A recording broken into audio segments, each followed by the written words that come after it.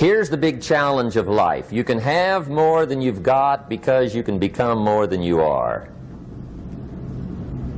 That's the challenge. And of course the other side of the coin reads, unless you change how you are, you'll always have what you got. I have found in my experience that income does not far exceed personal development. Now sometimes income takes a lucky jump, but sure enough, unless you grow out where it is, it'll usually come back where you are. Life has strange ways. If somebody hands you $1 million, best you become a millionaire quickly, so you get to keep the money. Otherwise, sure enough, it'll disappear. Somebody once said, if you took all the money in the world, divided it up equally among everybody, it would soon all be back in the same pockets. Incredible. Success is something you attract, not something you pursue. Success is looking for a good place to stay. So instead of going after it, you work on yourself. Personal development. See, the major question to ask on the job is not what are you getting. The major question to ask on the job is what are you becoming? See, the big question is not what am I getting paid here. The big question is what am I becoming here? Because true happiness is not contained in what you get. Happiness is contained in what you become. So that's our major subject for tonight, personal development. Of all the assignments Mr. Schoaf gave me at age 25, this was probably the most difficult. In fact, I'm still working on this one. I think it's an unending challenge to see what you can become. The next subject is called basic laws. And it's good to study the basics. And I call these basics primarily because they come from the Bible. Now, I'm not a theologian or a minister, and that'll be apparent. But Mr. Schoaf taught me that the Bible was a good textbook for ideas and stories and success equations, how to live the better life. I found out that was true. He also taught me that the Bible is as practical as it is spiritual, and I found out that's true. If you look at your bank account and your income and you're not happy, there are several places in the Bible to check to see what the heck's wrong so you can make the changes. And we're going to cover some of those tonight, called basics. Okay. The next subject is my favorite, setting goals. Mr. Schoaf taught me how to set goals. What a favor that was. One morning at breakfast, shortly after I met him, he said, Jim, let me see your current list of goals and let's go over them and talk about them. He said, maybe that's the best way I can help you get a better direction started. And I said, I don't have a list. He said, well, is it out in the car or home somewhere? I said, no, sir. I don't have a list anywhere. He said, well, young man, that's where we got to start. He said, I can tell you right now, if you don't have a list of your goals with you, he said, I can guess your bank balance within a few $100s. Which he did. And that got my attention. I said, you mean my bank balance would change if I had a list of goals? He said, drastically. That day I became a willing student how to set goals. And sure enough, learning how to set goals changed my life. And I often wondered why no one had ever taught me how to set goals up until age 25. I went to high school, but if they offered it, I missed it. I went to college for a year, never heard it. I worked for Sears. Really. And to my knowledge, Sears never taught it. Right? How to set goals. So here I am, age 25, married, my family's starting, I've been to college, I'm working, and I still don't know how to set goals.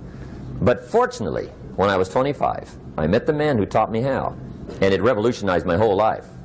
Economically, socially, personally, it's incredible. So I want to share with you tonight what Mr. Schoaf shared with me, how to set goals. It can be a life changer. Okay. The next subject is the negative part of the seminar. Life is part negative, so we got to talk about the negative. And this subject is called diseases of attitude. Diseases of attitude. There's a lot of things that can wreck your chances to do well. We live in a rather dangerous world, so you got to be not only wise, you got to be careful. Now, attitude diseases are just as bad as physical diseases, right? High blood pressure, heart trouble. I mean, a lot of things lace your chances to do well. So you've got to be careful. And attitude diseases are deadly. I mean, they'll destroy all the good things you start. Okay? So we'll go through those attitude diseases, how to spot them, how to look for them, what they are, and the cure. And I'm a pro on these because I've had them all, so I can give you excellent advice on these. Now, the last subject we're going to consider tonight is called the day that turns your life around. The day that turns your life around. And under this subject, we're going to talk about the emotions that can change your life. Human beings are emotional creatures, and emotions are powerful for life change. Now, of course, emotions are so powerful they can go either way on you. Emotions can either build or destroy. So you really have to employ emotions properly. We call civilization the intelligent management of human emotions. If you can intelligently apply your emotions in the right direction, no telling what can happen. Could turn your life around one day would be sufficient. So we'll talk about those. Okay. Now that's a lot to cover in one evening, but we'll keep at it here and see if we can't get it all done. I'd like to have you now jot down the theme of the seminar. Every seminar should have a theme, I guess. We've got one. It's on some of our literature if you happen to notice it, but if you didn't, for your notes, here it is. The theme of the seminar goes like this: the major key to your better future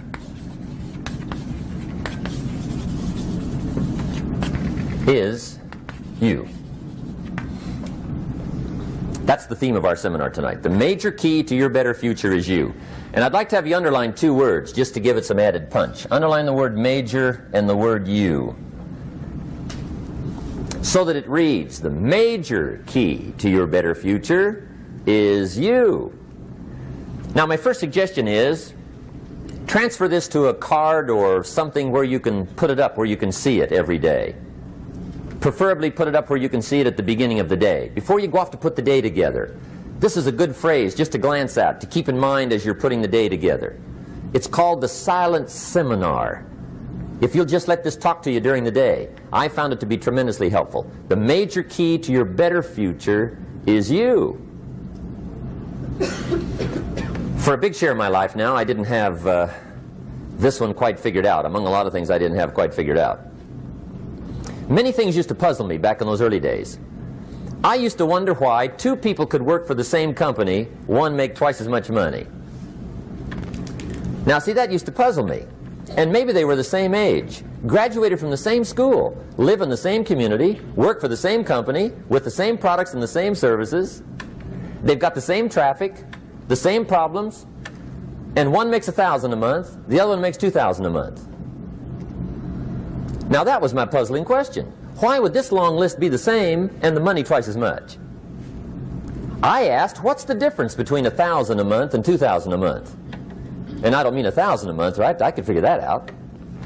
But what makes the difference? Why would one person do twice as well, 3 times as well? Speaking economically. Now, I know there's more than one way to do well. I understand that. But in this little narrow area called compensation, what's the difference? Well, back then, with my faulty thinking, I'm trying to reason it out. I thought, well, maybe time makes some of the difference, right? Some people do better because they have more time. I used to say, Harold ought to be able to do well. He's got a lot of time. If I had all of Harold's time, I could do well. Now, that's got to be dumb, right? Number one, you can't get somebody else's time. A guy says to me one time, he says, you know, if I had some extra time, I could make some extra money. I said, then forget it. There isn't any extra time. Hey, when the clock strikes 12 midnight, that about wraps it up, right? I mean, you can look around the gongs there for a little more, but it's over. You say to the guy, what are you doing? He says, I'm looking for extra time. See, they'll come and take you away, right? There isn't any more time. Now, if you can't get more time, which you can't, what could you get more of that would make a difference in economic results? And here's the key word. Make it a part of your notes. We're going to consider it tonight. The word is value. And I have a little phrase for your notes. Value makes the difference in results. Value makes the difference. You can't get more time, but you can create more value. Now here's the first lesson of economics. Everybody should learn it from the time they're old enough to understand what a dollar means, how to earn one, how to get one, how to keep one, what to do with it. First lesson of economics. We primarily get paid for value. That's lesson one.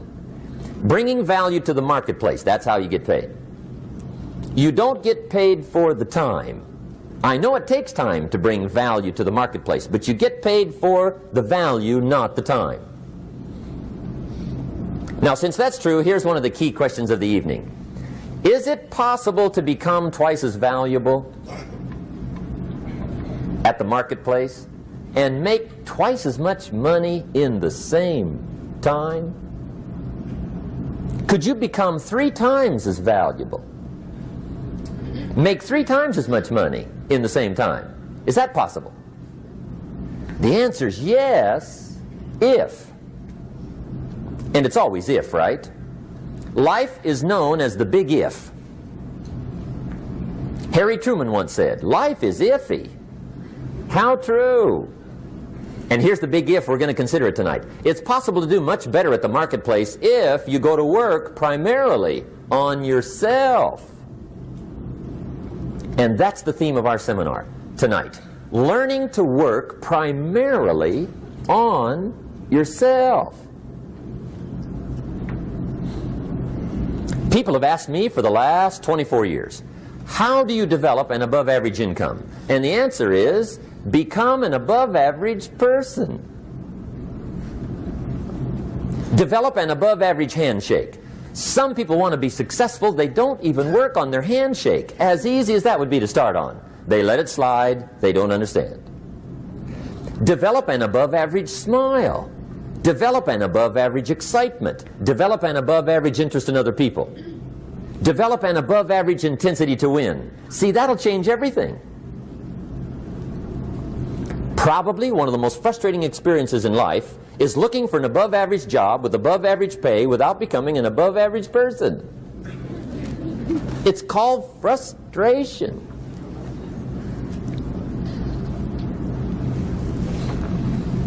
And Mr. Schoaf gave me probably the greatest clue he gave me when I first met him.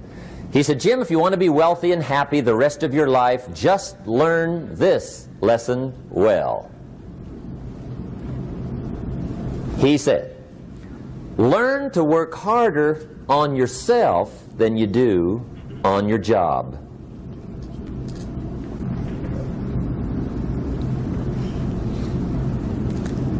Then Mr. Schoaf gave me probably one of the most important clues among so many things he taught me, but this was in those early days. Mr. Schoaf was very kind, but he was also very abrupt. And he had these interesting questions to ask. I'm giving him a little rundown one day on how things hadn't worked out for me. He said, Mr. Rohn, I've got the answer for you if you will listen carefully. And listen carefully I did that day and for the next 5 years. If somebody's wealthy and happy, you gotta listen. He said, Jim, I've only known you a short time. But he said, it's already my honest opinion that for things to change for you, you got to change. That wasn't quite the answer I was looking for. But that's the answer he gave me, and I pass it along to you on this warm summer evening in Anaheim, California, 1981. For things to change for you, you've got to change. Otherwise, it isn't going to change. Before I met Mr. Schoaf, I used to say, I sure hope things will change. Right? That seemed to be my only hope. If it isn't going to change, I'm in serious trouble. And then I discovered it isn't going to change, so I'm in serious trouble.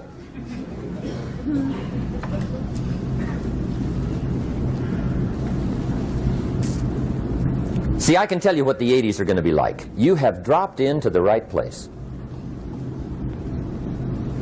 I did a seminar one time for Standard Oil executives and management in Honolulu.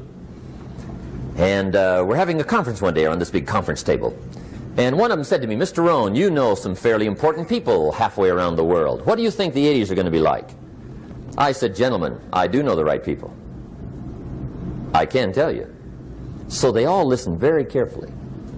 And I said, gentlemen, based on my wide experience, I can really honestly say to you, in my opinion, in the 80s, it's going to be about like it's always been. Aren't you glad you came? That's inside. I don't pass that around just everywhere. Now, of course, I said that to make a point, but I also said it because it's accurate. It's going to be about like it's always been. It isn't going to change. The tide comes in, and then what? It goes out. For 6,500 years that we know of, recorded history, and probably long before that. So it is not going to change. It gets light, and then what? It turns dark. 6,500 years. See, it's not likely to change. And we're not to be startled by that. And if the sun goes down, the guy says, what's happened, what's happened? It means he hasn't been here long, I guess, right? It always goes down about this time. The guy says, well, I don't like that arrangement. Well, you got to talk to somebody besides me, right? It gets light, then it turns dark. In rotation, the next season after fall is what? Winter. Pray tell, how often does winter follow fall? Every year regularly for the last 6,500 that we know of. See, it is not going to change. Now, some winters are long, and some are short, and some are hard, and some are easy, but they always come right after falls. It isn't going to change. Sometimes you can figure it out, sometimes there's no way to figure it out. Sometimes it goes well, sometimes it gets in a knot. Sometimes it sails along, sometimes it gets in reverse. See, that's not going to change. The last 6,000 years reads like this: opportunity mixed with difficulty.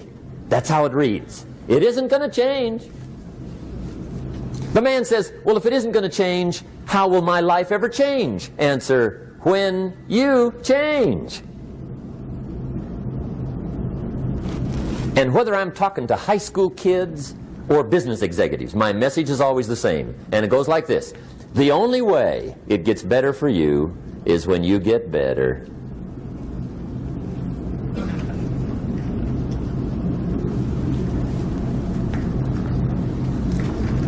Let me give you the 4 major lessons in life to learn. Here's 4 majors. It's good to study the majors. In our weekend seminar we teach. Some people don't do well because they major in minor things. You've got to be on the lookout. At the end of every week, end of every month, you've got to check, make sure you're not spending major time on minor things. Okay, we go through that whole series. Majors and minors. Now, let me give you 2 phrases before we get to the 4 majors. This will set it up and you'll see where I'm going. 2 key phrases for your notes. Here's the first one. Life and business is like the changing seasons. That's the first phrase. Life and business is like the changing seasons. One of the best ways to describe life, it's like the seasons. Frank Sinatra sings, life is like the seasons. Now here's the second phrase. Very important. You cannot change the seasons, but you can change yourself. You can't change the seasons, but you can change yourself. And see, that's how life gets better for you, not by chance, but by change. Now here's the 4 major lessons in life to learn.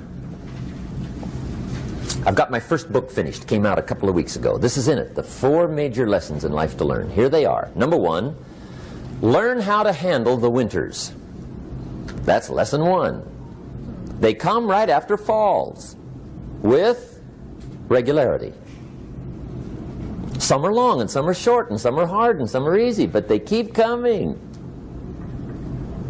You must learn to handle the nights. They come right after days. You must learn to handle difficulty. It comes right after opportunity. You must learn to handle recessions. They always follow progressions. For the last 6,000. See, it isn't going to change. The lesson you must learn is how to handle it. And there's all kinds of winters, right? The winter when you can't figure it out. The winter when it all goes smash. The winter when it turns belly up. The winter when it won't work, when you've run out of money and you've got a broken heart. See, those are winter times. There's all kinds. Economic winters, social winters, personal winters. When your heart is smashed in 1,000 pieces and the nights are unusually long, your prayers seem to go no higher than your head.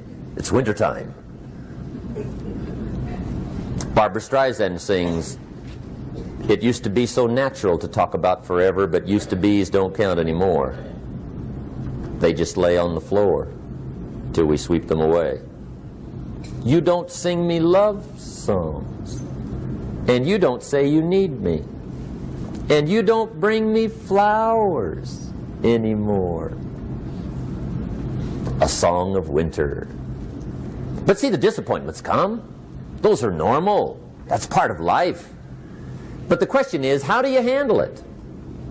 How do you handle the coming winters and the disappointments and the down times? Well, you can't get rid of January by tearing it off the calendar. But here's what you can do. You can get stronger, you can get wiser, and you can get better. The winters won't change, but you can. And that's how life changes for you. See, before I understood when it was winter, I used to wish it was summer. I didn't understand. When it was hard, I used to wish it was easy. I didn't know. And then Mr. Schoaf gave me a part of his very unique philosophy when he said, "Don't wish it was easier, wish you were better." See, that triggered my whole life change. Don't wish for less problems. Wish for more skills. Don't wish for less challenge. Wish for more wisdom. That's the key. So that's lesson 1. Learn how to handle the winters. Here's lesson 2. Learn how to take advantage of the spring. That's the second one. Spring is called opportunity. And spring follows winter. What a great place for it. If you were going to put it somewhere, that'd be the place to put it, right after winter. And pray tell, how often does spring follow winter? Every year with regularity, 6,000. You can almost count on it. See, opportunity always comes. Days follow nights. Isn't that terrific? Opportunity follows difficulty. But here's what you must learn to do. Underline these 2 words in that key phrase. Take advantage. Underline those 2. You must learn to take advantage of the spring. See, just because spring rolls around is no sign you're going to look good come fall. You got to do something with it. In fact, you have to get good at one of 2 things in life. Planting in the spring or begging in the fall. Or get somebody to do it for you. See, those are about the only alternatives. Now here's what else you must do. Take advantage of the springs quickly, because there's only a few. Just a handful of springs have been handed to each of us. They don't come forever. Life is fairly brief. So you got to read every book you can get your hands on what to do with your springs while they're here. And take advantage, they soon run out.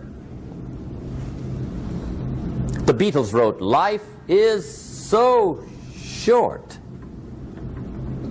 And for John Lennon, it was extra short. But life is brief. Elton John sings, "She lived her life like a candle in the wind." It's brief. So whatever you're going to do with your life, you got to get at it. Don't just let the springs pass. Here's the third major lesson in life to learn. Learn how to protect your crops all summer. You got to take care of what you start. Sure enough, as soon as you've planted your garden in the spring, the busy bugs and the noxious weeds are out to take it. And here's the next bit of truth. They will take it unless you prevent it. And that's the third major skill to learn. You've got to learn to prevent the intruder from taking all the good you start. It's one of the challenges. Here's two key phrases under number 3. First one, all good will be attacked on this planet. Maybe not the next one we get to, but on this one, all good will be attacked. Every garden will be invaded. Not to think so is naive. And here's the second phrase. All values must be defended. Political values, social values, community values, family values, marriage values, friendship values, business values. Every garden must be tended all summer. Third major lesson. Now here's number 4. Fourth major lesson in life to learn. Learn how to reap in the fall without complaint. Learn to reap come harvest time without complaint. Take full responsibility for what happens to you. It's one of the highest forms of human maturity, accepting full responsibility. It's the day you know you've passed from childhood to adulthood, the day you accept full responsibility. And another note, learn to reap in the fall without apology. Without apology if you do well, and without complaint if you don't. That's maturity. I used to have that long list of reasons why I wasn't doing well. To explain. You got to explain, right? Otherwise you're going to look bad. I used to have this funny list called Reasons for Not Looking Good.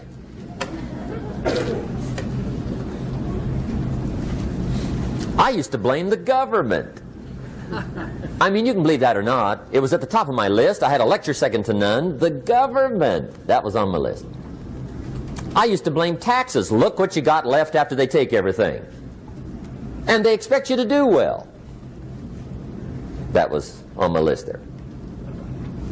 Prices, that one's easy, right? You walk into the supermarket with $20, come out with a little half bag. So I had that on my list. I used to blame the weather. I blamed the traffic. I used to blame my car. I blamed the manufacturers. I used to blame the company. I blamed company policy. I used to blame the training program. I blame my negative relatives. They were always putting me down. I blame my cynical neighbors. They're just selfish, looking out for themselves. Won't loan you money? They were on my list.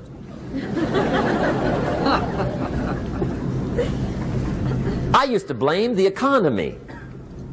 I blamed the community. That's a pretty good list for not doing well, isn't it? I thought it was good. I'll never forget one day, Mr. Schoaf was very kind, but he was also very blunt. And this was no exception. And I'm glad he was blunt. There's a lot of things I'd have missed if he hadn't have been blunt. One day, with sort of a curious look on his face, he said, "Jim, just out of curiosity, tell me, how come you haven't done well up until now?" Excellent question. I thought, well, so I won't look too bad, I'll go through my list. And this list I just gave you, I put that on him. And he was very patient. He let me go through the whole thing, the government, the weather. I went through this whole thing. When I finished, he looked my list over very carefully. He said, "Mr. Rohn, big problem with your list. You ain't on it." How brilliant.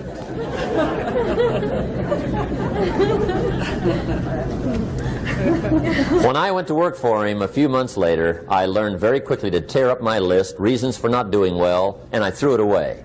And I got me a fresh piece of paper. And I put one word on it. Me. There's a Black Heritage spiritual that says, "It's not my mother nor my father, nor my brother nor my sister, but it's me, O Lord, standing in the need of prayer." See, I used to blame everything outside. And then let me give you a little philosophy that helped turn my life around. For your notes, here it is. It's not what happens that determines the quality or the quantity of your life. It's not what happens. And the reason is because what happens to about everybody. No different. The sun went down on all of us last night. A common event, a happening.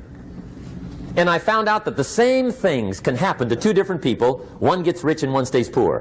Why is that? It's because it's not what happens, but rather it's what you do that changes everything. So that's a key phrase. It's not what happens, it's what you do. What happens is about the same. You might put that in parentheses here. Same. What people do, that's what's different. Anything can happen, right? Everything can happen. I've heard all the stories. I've been one of the stories. Hey, we could all tell stories all night long, right? Happenings. Anything can happen. Have you heard of Murphy's Laws? Anybody here heard of Murphy's Laws? Okay, most of you have. Murph had these laws. One of them was, if anything can go wrong, it will. That's one of Murphy's Laws. He was not one of the great positive speakers of the day. But anyway, it's still true though, right? Anything can go wrong, everything can go wrong. For sure. I've fallen out of the sky so many times. Once to the tune of a couple of million. Devastating. Took me a while to survive that one. Now, it wasn't all that much, but it was all I had. Right? I mean, that's when it's much, right? When it's all you got. If you got 3, 2 go, you got 1 left, you ain't looking that bad. But when it all goes. Has anybody been there when it all went? Anybody? Come on, the rest of you liars. Go ahead. Hey, we've all been there, right? When it all went. Of course, it used to be a long time ago, right? When you ran out of money, got to 0, you were all through. Heck, now you can whistle right on by 0, right? I mean, they will bury you. That's what they will do.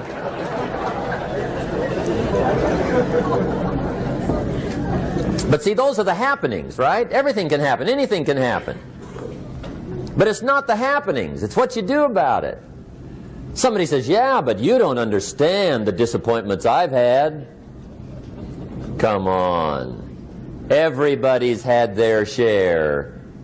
Disappointments are not special gifts reserved for the poor. Everybody has them. The difference is what you do about them. It's not the weather. I used to blame the weather, and I discovered it rains on the rich. So see, that won't help. 2 men wake up one morning, there's a rainstorm on. One of them looks out his window, sees the rainstorm, and he says, wow, what a storm. With weather like this, they can't expect you to go out and make sales. He stays home. Same morning, the other guy looks out his window, sees the same storm, says, wow, what a storm. But he says, you know what, with weather like this, what a great day to go out and make sales. Most everybody will probably be home. Especially the salesman.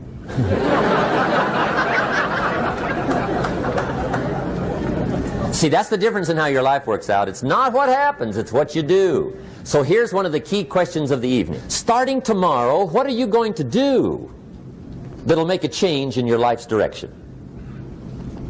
Good question. What are you going to do starting tomorrow that'll make a difference?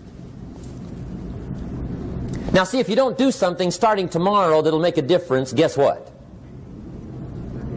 It's gonna be the same. And see, that way you can guess what the next 5 years are going to be like. Look at the last 5. Because the next 5 are going to be like the last 5 unless you, major key, tomorrow, change it all. Or change a little, or change something, or don't change. It's choice time. You can do whatever you want. But it's nice to know any day you wish you can change your whole life. What can you do starting tomorrow that'll make a difference? Good question. What can you do with economic chaos, massive disappointment? What can you do with a broken heart? What can you do when it won't work? Good question. So if I had a word with you tonight, one-on-one, just you and me. I think my personal advice to you would be, this year, 1981, reach down inside of you and come up with some more of those remarkable human gifts. They're there, waiting to be utilized. And then change anything for you you want to change. And I challenge you to do that because you can change. If you don't like how it is for you, change it. If it doesn't suit you, change it. If it doesn't please you, change it. If it isn't enough, change it. And I challenge you to do that because you can change. See, you don't ever have to be the same again after tonight, only by choice. If you don't like your present address, change it. You're not a tree.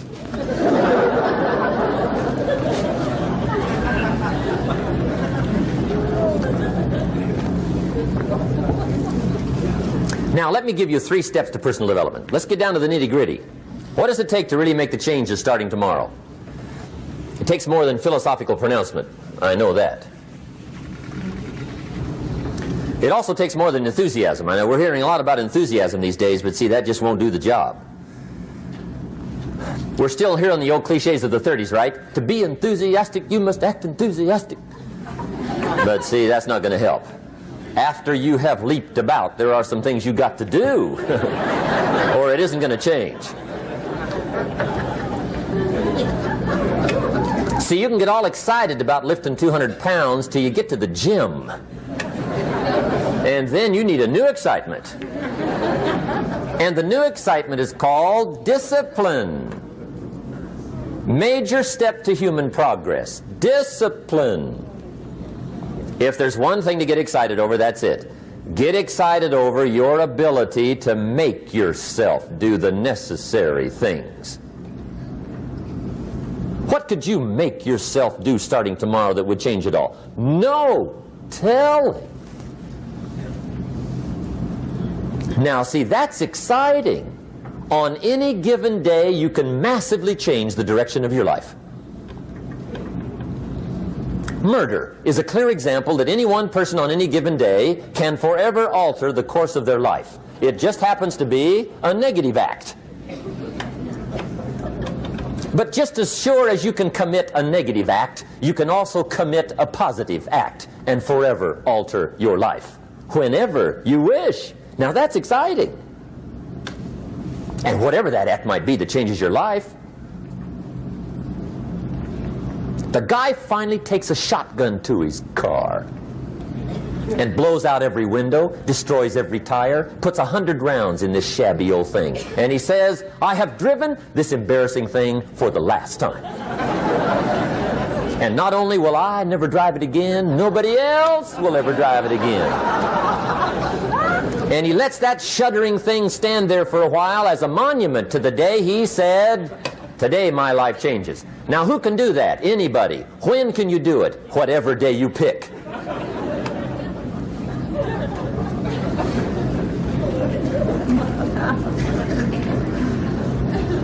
Now here's the key to discipline.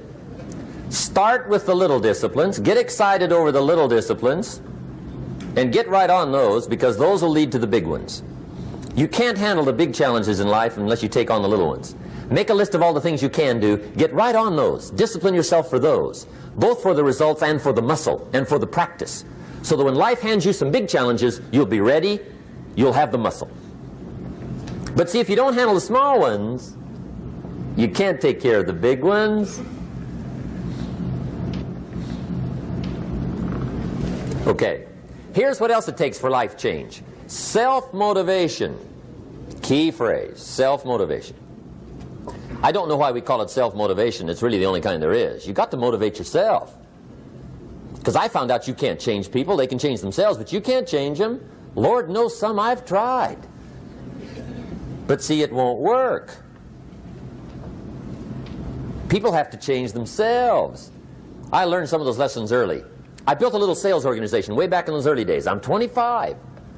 And I had some nice people. I said, I'm going to make these people successful if it kills me. I almost died, right? I mean, you can't do that.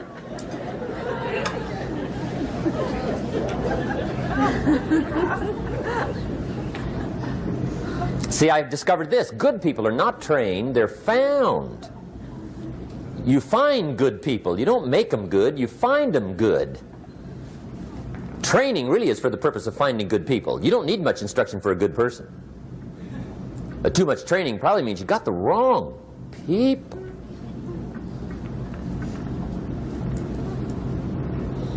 So you got to find the right people. That's the key to getting a good job done.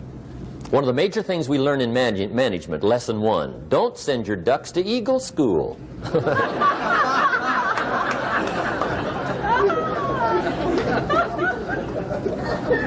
Because it won't help. I mean, I'm telling you, it won't help, no matter how good your school is. And the little eagle badge and little eagle hat, I'm telling you, it won't help. It won't help. You can tell whether your school's done any good, right, is when it's over, right? The duck goes for his first rabbit and makes him a friend. You say, no, no, no. Anyway, so it takes self-motivation to really alter your life.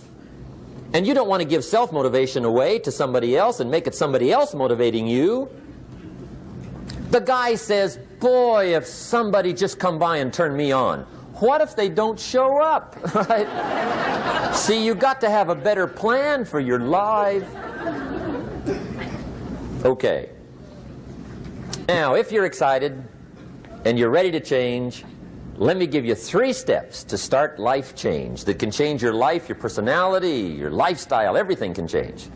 Here's the steps. Number 1, find out how things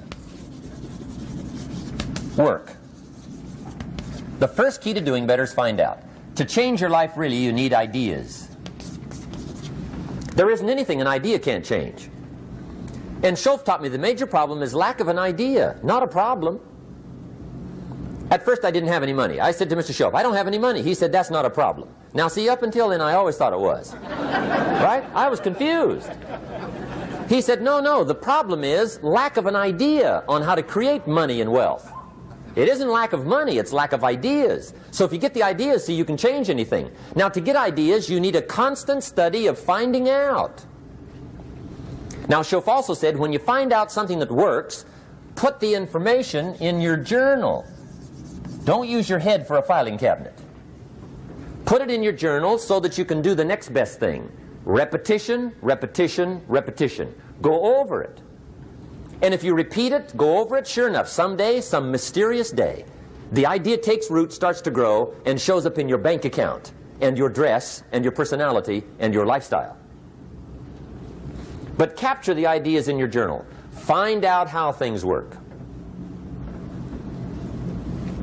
Schoaf gave me this word for my life change. He said, study. Great word. If you wish to be successful, study success. If you wish to be happy, study happiness. If you wish to be wealthy, study wealth. Don't leave it to chance. Make it a study. Some people just go through the day with their fingers crossed. See, that won't do it. You've got to study the things that can change your economic, social, spiritual, personal life. Now, here's a qualifying phrase. And we'll have several of these qualifying phrases throughout the seminar. Here's the first one. You may not be able to do all you find out. I understand that. You may not be able to do all you find out, but you should find out all you can do. See, you don't want to wind up at the end of your life and discover that you've lived only 1/10 of it. And the other 9/10 went down the drain. Not for lack of opportunity, for lack of information. So that's number 1, find out how things work. Now here's the best human virtue for finding out. Curiosity. Make a note of that. Curiosity. Be curious. You might add a word to it that'll help. Childish curiosity.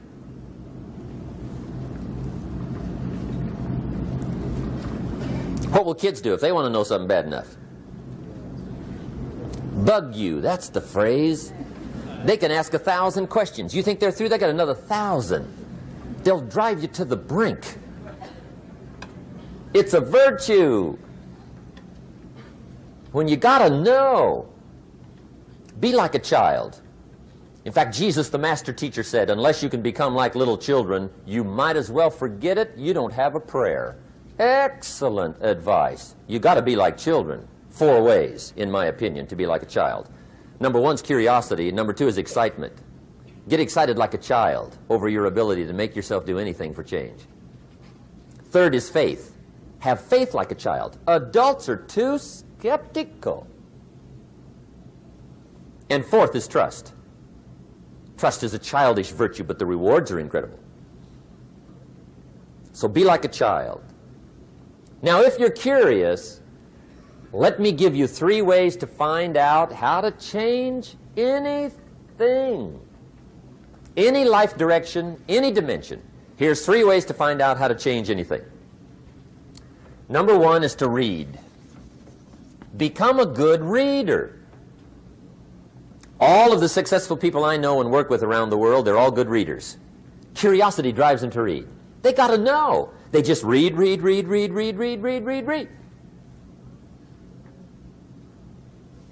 Become a good reader. Now, that's my opinion. Listen to the other lecturers and listen to me and make up your own mind. Don't be a follower. Be a student. Okay? I say, really, for life change, you got to read. One way to learn is from your own experiences, but another way to learn is from other people's experiences. See, one book might save you 5 years if you read it. Did you know there's books on how to be stronger, more decisive, be a speaker, be a leader, have a better effect on other people, develop your personality? Did you know there's books on that? And people don't read them? How would you explain that? And they can read. Did you know that hundreds of successful people have written their stories in books and they wrote down how they did it and people don't read it? How would you explain that?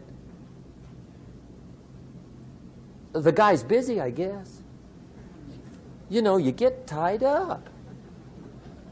The guy says, well, yeah, you work where I work. By the time you struggle home, it's late. You got to eat a bite of supper, watch a little TV, get to bed. You can't sit up half the night reading. And the guy's behind on his car payment. Good worker, hard worker, sincere. But you got to be better than sincere and work hard. Otherwise, at the end of your life, you'll wind up cold, stony broke. You got to be better than a good worker. You got to be a good reader. The whole world is governed by laws. The universe, in fact. Laws. We call it the law of electricity. We call it the law of gravity. There's mathematical laws. There's physical laws. Speed and velocity laws. Agricultural laws. There's all kinds of laws. Now that we find ourselves on the spinning planet, you just have to learn what I call the setup. Learn the setup. Life's setup.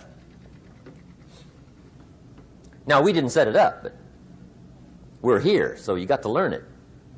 And we should learn the setup for 2 basic reasons. Number 1, to keep from getting hurt. It's one of the major reasons for learning, so you won't get hurt. See, economically, socially, personally, you can get hurt just not knowing. Ignorance is not bliss. Ignorance is poverty. Ignorance is tragedy. You got to know, or you're going to get hurt. It's good to know not to walk out the 10-story window. That's excellent information. Now, what if a guy didn't know and he walks out? Now he's dead at the bottom. Somebody says, well, the poor guy didn't know. You got to know, or you're going to get hurt. Okay. Now, here's a parenthesis. You don't have to like the setup. I don't ask you to like how it is. That's not what's important. But it is important to learn how it is. Okay? So you don't have to like it, but you should learn it. That's what I tell the kids, right? Make sure you get the information. What you think about it, that's up to you. What you're going to do with it, that'll soon be up to you. But make sure you get it. See, there's nothing worse than being stupid. Nothing. I mean, being broke is bad, but being stupid is awful. And what's really bad is being broke and stupid, right?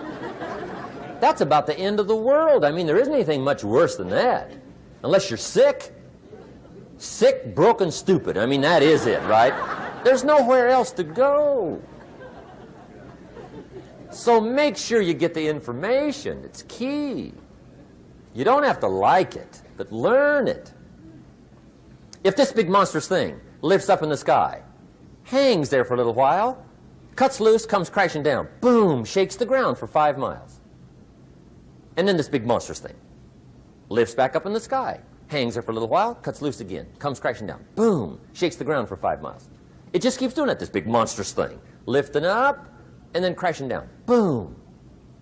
Now, you might come along one day and say, that's got to be a stupid arrangement, which is okay. You're entitled to your opinion. But the first thing you should learn to do is get out from under it, right? That's number one. You might have a great moral argument. You might want to shake your finger at the sky, but do it from over there, right, so you don't get smashed. It's called your basic smart. So number one, learn so you won't get hurt. Whether you like it or not, learn. Now here's the second reason for learning, the setup, to benefit. It's called the plus of life. And that's what life is, right? Both minus and plus. The minus is tragedy, heartache, misery, failure, unhappiness. But life is also happiness, prosperity, good feelings. So here's the key. Learn to get on the good side of the way things work.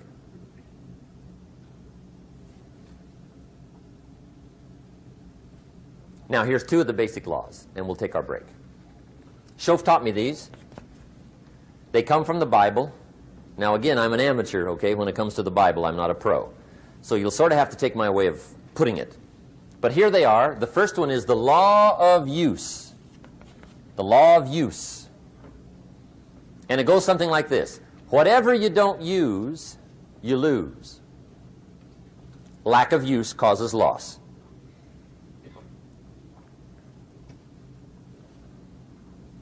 On this planet, maybe not the next one, but on this one, if you tie your arm to your body, leave it there long enough, you'll never use it again.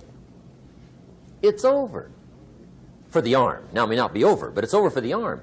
The only way to keep the use of this arm is what? Keep using it. If you quit, you lose automatically. They don't bring it up for a vote.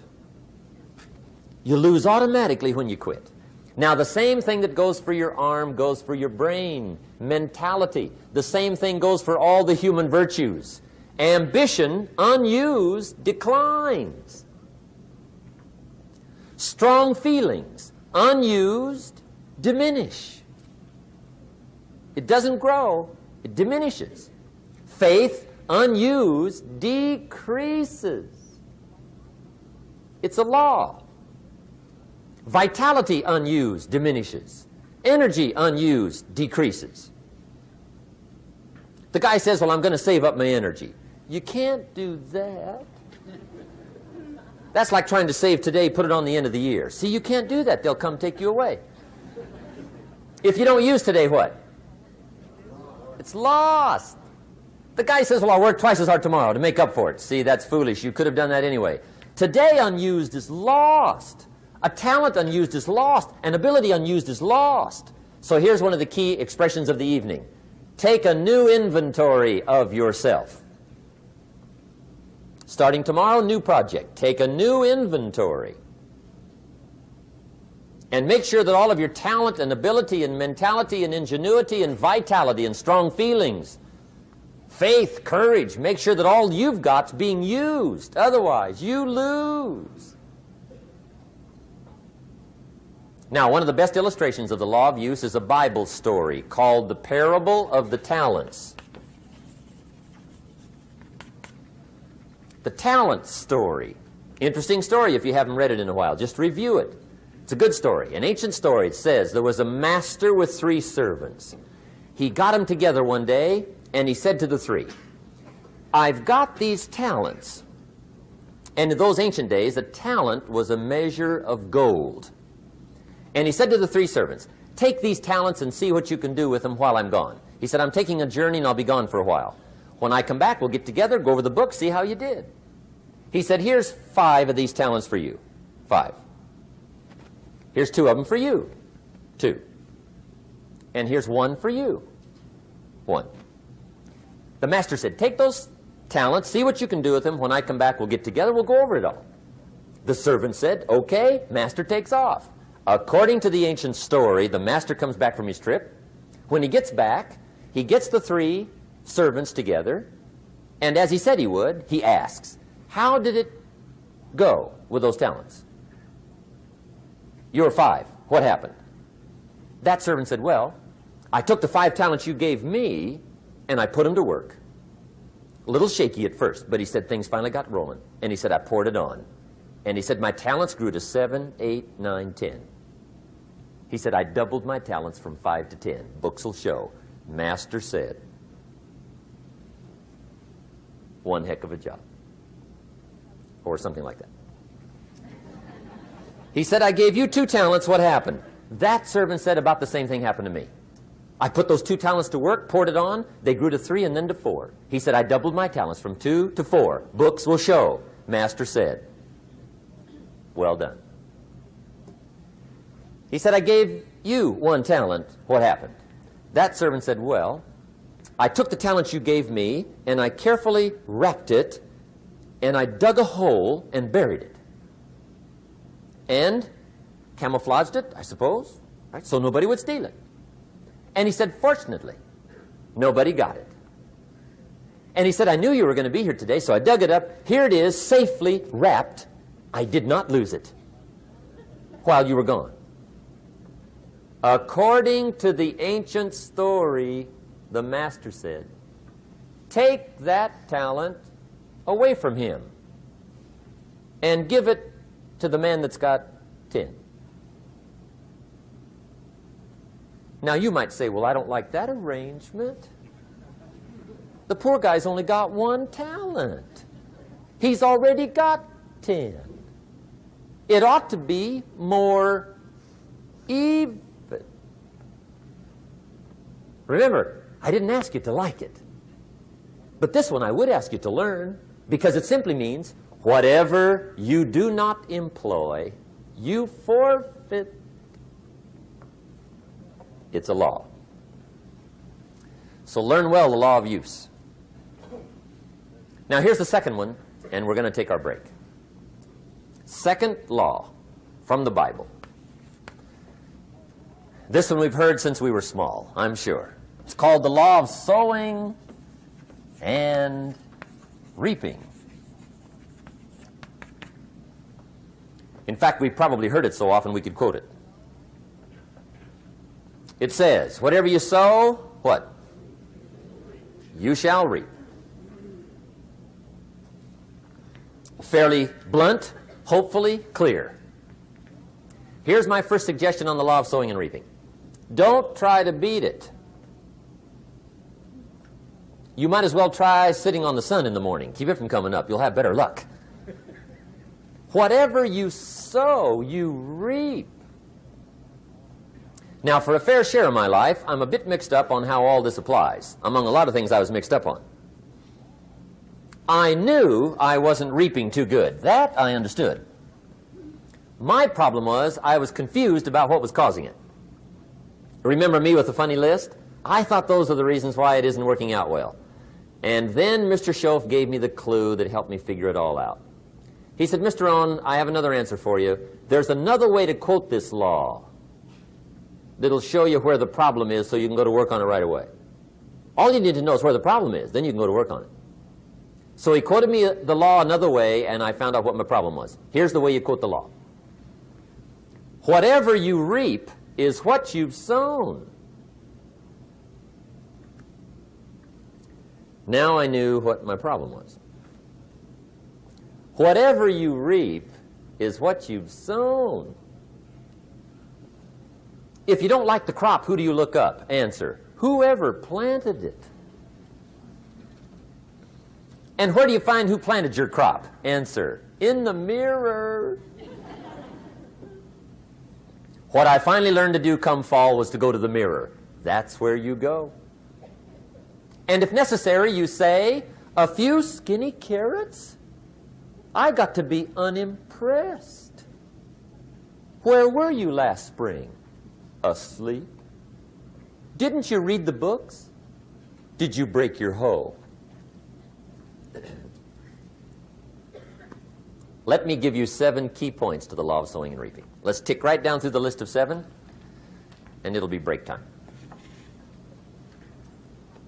7 points to sowing and reaping. Here's part of the philosophy that really helped me to make some changes in life direction. Number 1, the law of sowing and reaping is negative. That's number 1, which simply means if you sow bad, you reap bad.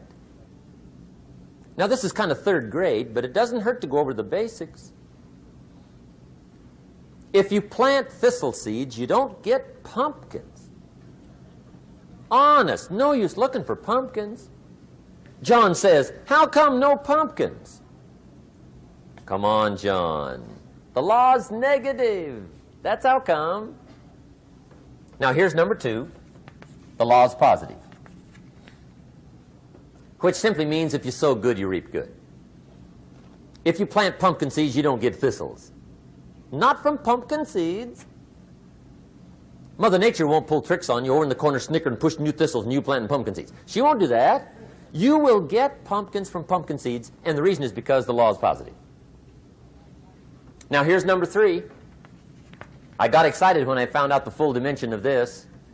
See, you do not reap what you sow, but rather, you always reap much more than what you sow. So the 3rd key word is more. You don't get back what you put out. You get back much more than what you put out. And it works both positive and negative. On the negative side, it said, if you sow to the wind, you reap the whirlwind. So you've got to get ready for that, or you will be naive. See, anybody can, whether you will or not. See, that's the question. And here's a good question to ask. We are all buying somebody's plan. The question is, whose? Who's got you talked into doing what you're doing? Who's got you talked into your present plan? See, 10 years from now, you will surely arrive. The question is, where? But see, anybody, if you want to, can go searching for a good plan, pick it, and start working it. And sure enough, as the time passes, as it surely will 5 years from now, 10 years from now, then you'll be winding up wearing what you want to wear, driving what you want to drive, living where you want to live, become what you want to become. But now's the time to fix the next 10 years. And who can? Anybody. Here's number 6. The 6th key to sowing and reaping. This is leveling with you now, as we promised to do. There's one thing better than the truth, and that's the whole truth. And here's part of the whole truth of the law of sowing and reaping. Number 6 is, you could lose. There are times when you just lose, no matter what you do. It's that kind of planet. You reap what you sow. Yes, but... what does that mean? Yes, but... well, the farmer plants his crop in the spring, takes care of it all summer, loves his family, works 10, 12 hours a day, 6, 7 days a week, is an honorable man. Come fall, he's got a beautiful crop, and he deserves every bit of it. But the day before he sends the combines into the field, a hailstorm comes along and beats it all in the ground, which means you lose. Somebody says, well, what did he do wrong? Answer, nothing. It's just that kind of planet. Sometimes it's going to hail on your crop and rain on your parade, so you got to get ready for that or you will be naive. That's just part of the life arrangement. And don't press me why. I was not in on some of the original decisions here, so I don't know how it got set up. But there's just times, sometimes you lose. That's part of life. But now here's number 7. The 7th key to sowing and reaping. And it goes like this. It's just another way to quote the same law. And it goes like this. If you don't sow, that's just another way to quote the law. If you don't sow, what? You don't reap. You don't even have a chance. So if you looked at your game plan tomorrow, you might come to the quick conclusion, I got to get some sowing going. How true. Get you some sowing going. And remember, you've got plenty of time. You've got all the time there is. Some people spend enough TV time to make a fortune. The latest article on television watching in this country, according to the latest article, the average television is on in this country in every household 7 hours a day, called the Big 7. I asked a guy one time what his TV cost. He said about $450. I said, you forgot to look at the price tag. He said, what do you mean? I knew he was a TV watcher. I said, that television costs you, in my opinion, at least $12,000 a year. To watch it, not to own it. Owning it's cheap. Watching it is what's expensive. And I said, hey, $12,000 a year is too much to pay to watch TV. That's too much. Pay a little, but not $12,000. And he's the guy that said, I hope pay TV never comes.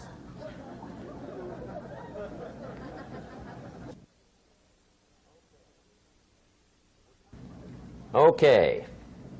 We're trying to cover an awful lot tonight, I realize that.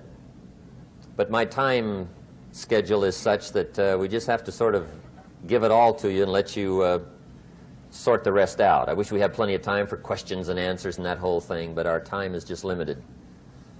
But we are trying to go through an awful lot, I realize that. But looks like everybody's getting it. This is about the note-takingest crowd I've seen in a long time. Incredible. Does anybody have 5 pages yet? Anybody? Oh, fantastic. Incredible. Okay. Maybe you heard the story about the preacher down in Texas, southern part of the country. He was an evangelist back in the horse and buggy days. And he was very good at being an evangelist, and a lot of people used to come and hear him preach. And one day he put up his tent in one of these Texas towns and expected a big crowd as usual, come and hear him preach. And he got there, first night of the tent revival, walked in. 7:30, time to start. And to his surprise, the tent was empty. He thought, well, something must be drastically wrong. So he waited till 7:45, nobody showed up. 8 o'clock, zip. Finally, 8:15, one lone cowboy wandered up on his horse, tied his horse up outside, came in, sat down on the front bench, right, waiting for something to happen. The preacher thought, well, at least I better go down and talk to the cowboy. So he walks down, talks to the cowboy, and he says, Cowboy, I'm the preacher. And he said, I don't know what to tell you. Something's gone wrong. He said, this tent was supposed to be full of people. He said, I'm embarrassed. He said, you're the only one that showed up. And he said, I really don't know what to do. And the cowboy said, well, I'm not a preacher, so I really can't tell you what to do. You know, he said, I'm just a cowboy. But he said, I know this, if I went out to feed my cattle and only one showed up, I'd at least feed it. The preacher thought, hey, the cowboy is right. If you've got a good idea to share, you should share it, if there's 1 or 1,000.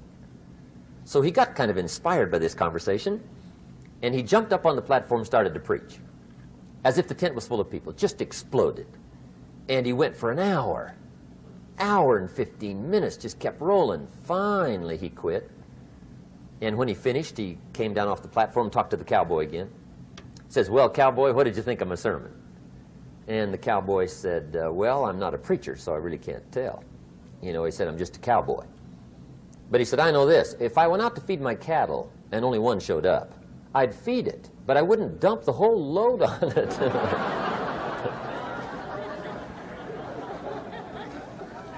So anyway, if it seems like we're dumping the whole load tonight, I guess we are. But gosh, everybody's doing well. I'm having a good time. I appreciate the response here tonight. Okay, the next subject is setting goals. Let me show you what turned my life every way but loose. Mr. Schoaf dropped this idea on me, changed me completely. Setting goals. Here's what can easily happen if you don't set goals. It's easy to let life deteriorate into making a living instead of designing a life. And we all have a choice: make a living or design a life. It's easy to get trapped by economic necessity and settle for existence rather than substance. That's easy. But the best advice I can give you on how to break out of that trap is to learn how to set goals. Mr. Schoaf put it to me this way. He said, Jim, if you had enough reasons, you could do the most incredible things. I never forgot how he put that. If you have enough reasons. See, reasons will change your whole life. Mr. Schoaf said to me, he said, Mr. Rohn, I think you've got plenty of intelligence, you've got plenty of talent, you've got plenty of ability. Probably what you lack is plenty of reasons. He said, I don't think your current bank balance is a true indication of your level of intelligence. I was happy to hear that.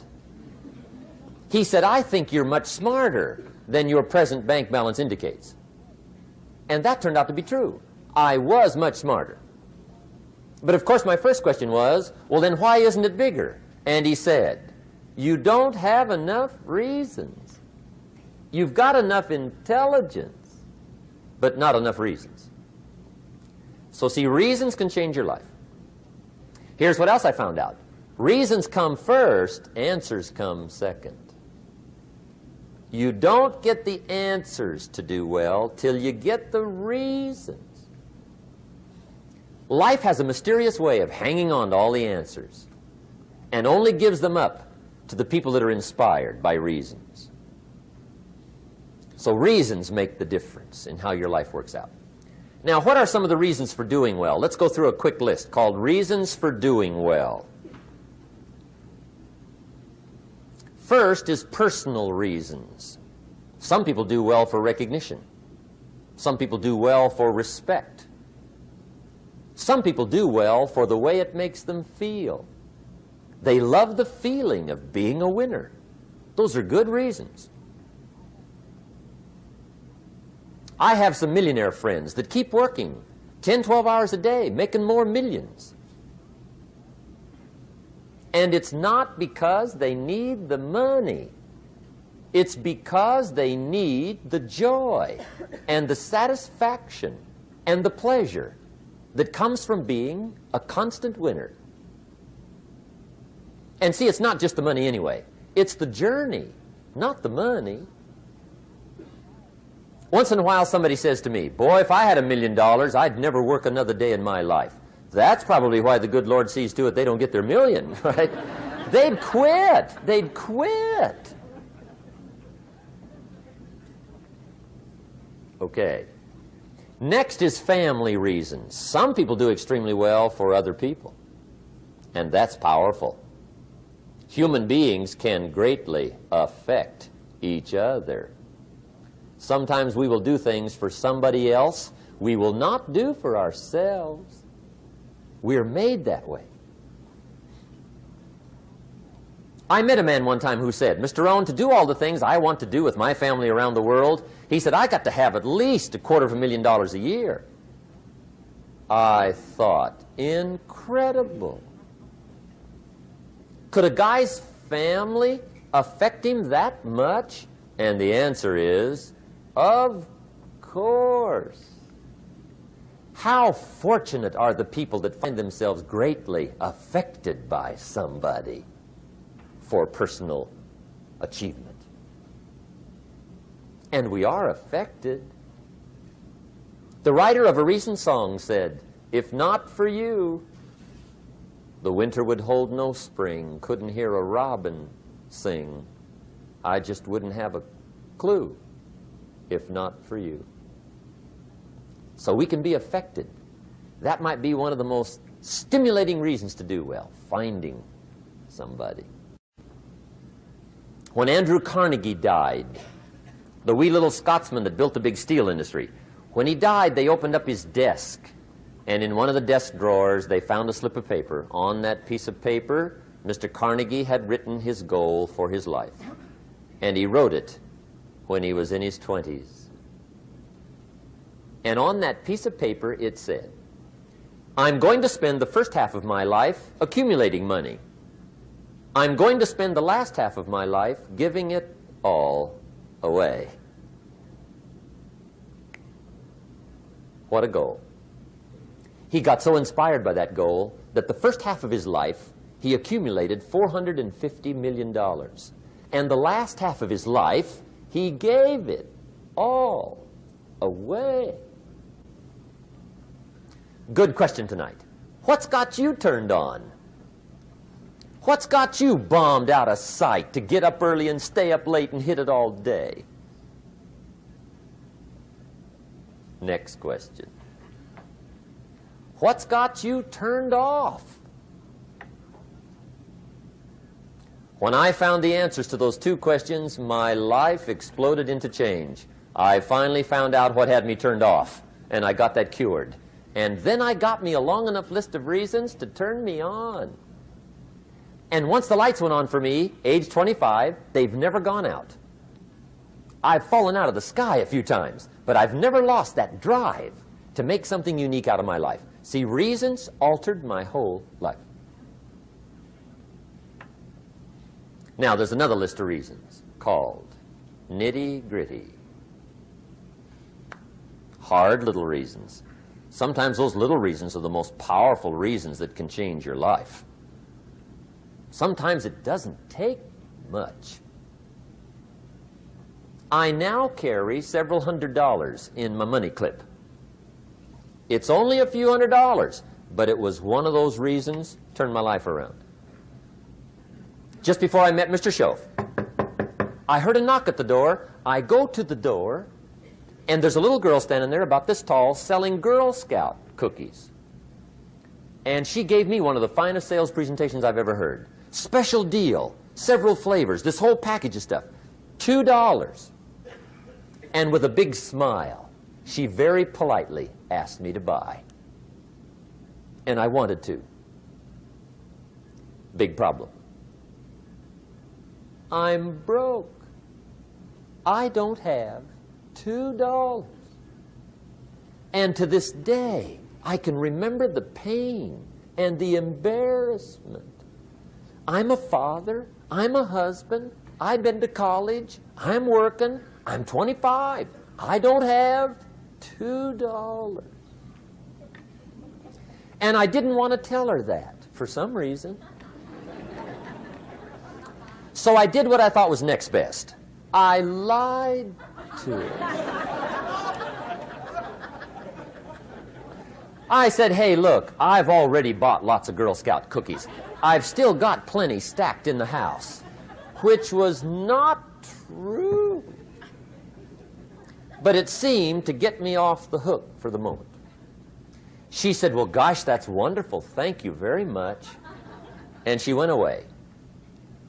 When she left, I closed the door, and that was the day I said to myself, I don't want to live like this anymore. I've had it with lying, and I've had it with being broke. I'm never going to let this happen to me ever again. I promised that day I would work as hard as possible and would always carry plenty. It took me a little while, but now I do. It was one of those reasons. And I guess I carry plenty for two reasons. One is the way it makes me feel, but also in case I bump into another Girl Scout selling cookies. Right? I'm ready.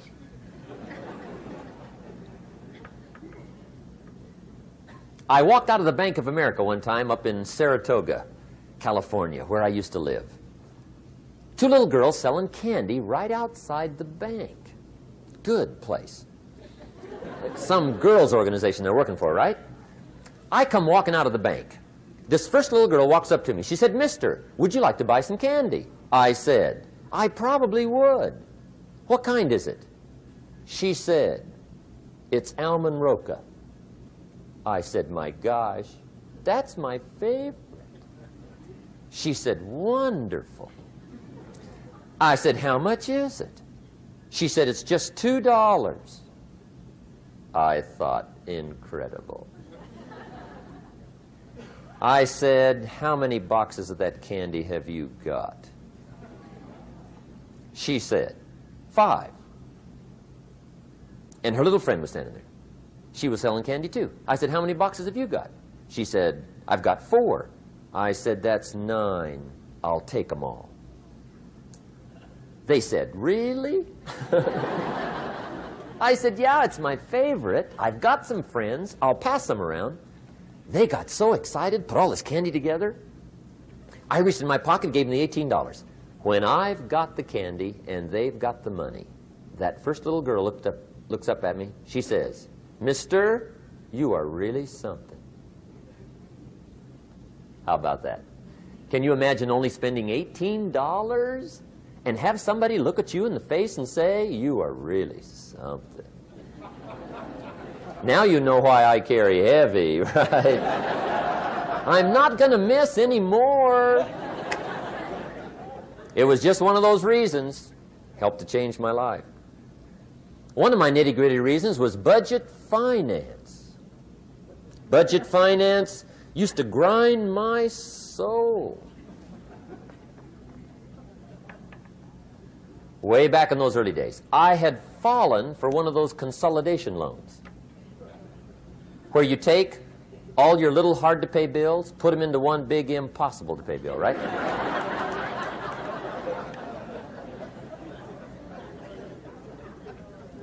I would get 4 or 5 payments behind. This one guy used to call me day and night. I don't think they're allowed to do that anymore. Harassed me. Threatened to run me in front of the judge. Threatened to ruin my credit.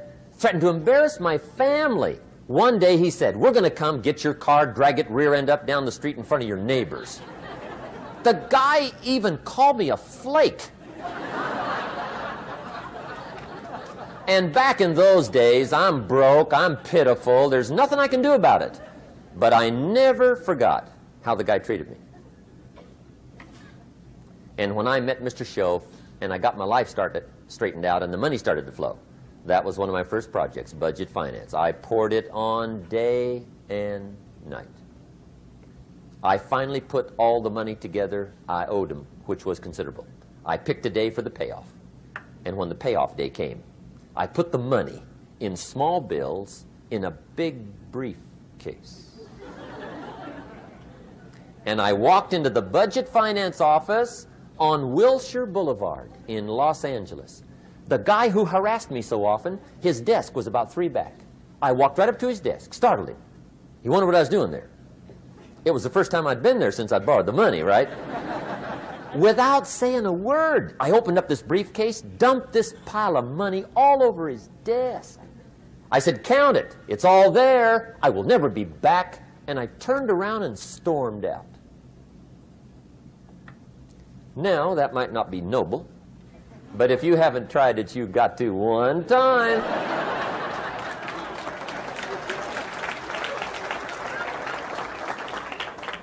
It can be the day that turns your life around. All you need is a reason that turns you on. One of my dear friends, Robert Depew, Bobby used to be a school teacher in Lindsay, olive capital of the world. Bobby taught school several years, got a little weary teaching school. One day decided he wanted to get into sales. So without telling anybody, he just up and quit his job teaching school and jumped into sales. When he did, his brother made fun of him, laughed at him, put him down. said Robert's lost his mind. Had a good job teaching school. Now he thinks he's a salesman. He's going to go down the drain, lose everything. Just put him down something fierce. Bobby said, the way my brother acted when I got into sales, he said that made me so mad, I decided to get rich. And my question for you tonight is it possible to get that mad? Of course. Wealth is not a matter of intelligence. It's a matter of inspiration. Today, Robert happens to be one of my millionaire friends. Bobby's rich.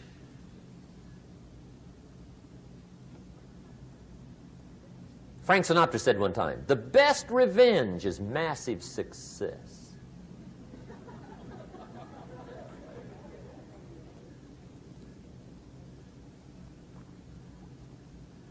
Hey, get you a long enough list of reasons so that after tonight you never lack for inspiration. You might not have all the answers right away, but you can get the answers if you can get the reasons. Now, let me give you a little simple formula for goal setting. Okay? We take 2.5 hours on the weekend for the whole 10-year plan. We don't have time for that tonight. But let me get you started with a little simple formula Mr. Schoaf gave me. And maybe this will be helpful. First of all, I've divided goals into two parts.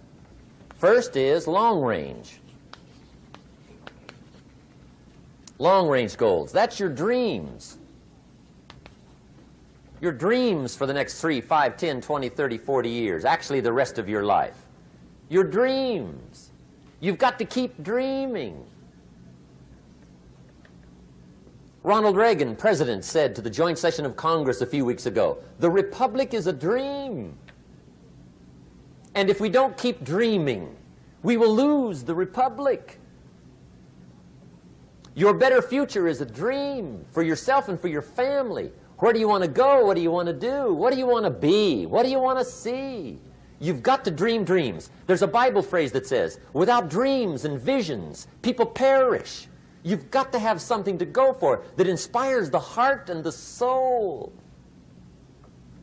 Dreams. From the children of Sanchez, it says, take the crumbs from starving soldiers, they won't die. Take the bread from hungry children, they won't cry. But without dreams, we all will die. You've got to dream.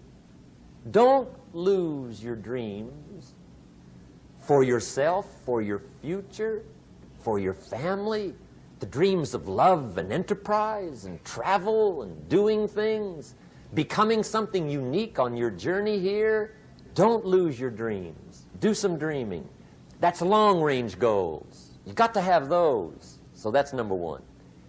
Here's the second part of goals, short range. Short-range goals. That's your goals for tomorrow, this week, this month, this year, the immediate future. We call these confidence builders. Because if you set up something short-range, go for it, get it, latch onto it, work hard, accomplish it. That starts building your strong feelings to go for your dreams. Now, I've divided goals into 3 categories. Here they are. Number 1 is economic. That's your goals for money, income, business, profits, production. Economics. Make sure you've got your economics well planned. Economics plays a major role in everybody's life. Economics is major, which means it ought to be meticulously well planned for tomorrow, this week, this month, this year, long range. What if you asked somebody tomorrow if you could see their meticulously well-planned list of economic goals? What would they probably say? They'd say, you some kind of a nut? You must be weird. Hey, I found out what success is. Success is doing what the failures won't do. Make sure you've got your economics well planned. It'll put you in the top 5%. One of the key little subjects we talk about on the weekend is the 7 fundamentals for wealth and happiness. And that's one of them, well-planned economics. It's a fundamental if you want to do well. Join the top 5%. Anybody in this room can join the top 5%, if you will. Okay. Now here's the second category of goals, things. Make a list of the things you want. And on my list of things, now I put everything. Little things as well as major things. Doesn't matter how small it is, it goes on my list. I used to just put major things, cars, homes. I don't do that anymore. I now load my list with everything. Everything. And the reason is, part of the fun of having a list is checking it off. That's it. Boy, at the end of the day, if you can go, got it, got it, got it, got it, got it, got it, whatever it is, right? You get into the habit. So load up your list, the things you want. Now, when you check off something major, celebrate. That's an important point to make. Celebrate your achievements. Live it up. Have a party when you reach something you've worked for a while. See, we all grow from two experiences. One is called the pain of losing. The other one is called the joy of winning. We need both of them. Amplify them as much as you can, which also means make losing painful. If you set up something, fooled around, didn't get it, put it on yourself. On the other side, if you did get it, congratulate yourself. Self-congratulations is a sign of maturity. Seeking congratulations is a sign of immaturity. But hey, winning and losing, see, that's what it's all about. That's the name of the game. Now, some people lead such mediocre lives, at the end of the day, they don't know whether they're winning or losing. They got no clue. Guy's just going through the day with his fingers crossed. There's a better way. Okay, here's the third category of goals, personal development. Put those goals together. Personal development goals. That's your goals to be stronger, more decisive, be a speaker, be a leader, learn a language, all kinds of skills. Okay? The whole weekend seminar was designed to improve all your skills so that you walk away more skillful. And that's what you want, the personal development skills. That's what attracts, that's what brings good things to your life, the person you become more skillful. Now, this is quite a package to work on. Economics, things, personal development. For tomorrow, this week, this month, this year, long range. Okay? That'll get you started. Now, here's the simple formula for setting goals. It goes like this. A, work on your goals. That's step one. Work on them. And I put the word work there deliberately. Setting goals is plain hard work. I don't want to kid you. We haven't come here tonight to kid each other. It's work. I know it's work. That's why a lot of people just let it slide. It's work. Many people work hard on their job, but they don't work hard on their future. They just let that slide. And the work involved is making plans. I know most people don't. I understand that.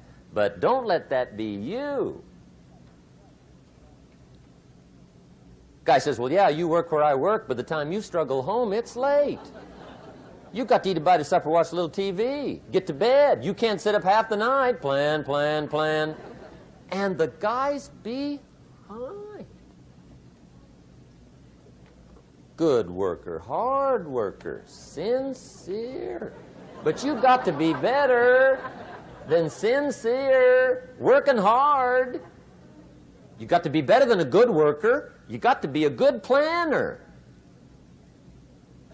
Somebody once wisely said, the people who fail to plan are planning to fail. Well said. So work on your goals. Here's step 2. Write your goals down. That's so important. I teach my staff around the world, put your goals in your journal. Because one of the major people you want to study is yourself. Say, here's the list of goals I put together 3 weeks ago. Here's the list of goals I put together 2 years ago. Here's some of the changes I made, rearrangement of my priorities. I scratched these off. I put these on. I've gotten these. Study your accomplishments. Study what your desires are. Put them on paper. Write them down. Here's another reason for writing your goals down. It shows you're serious about doing better. And to do better, you got to get serious. You don't have to be grim, but you must be serious. Everybody hopes things will get better. Everybody hopes. Poor people hope. That ought to tell you something.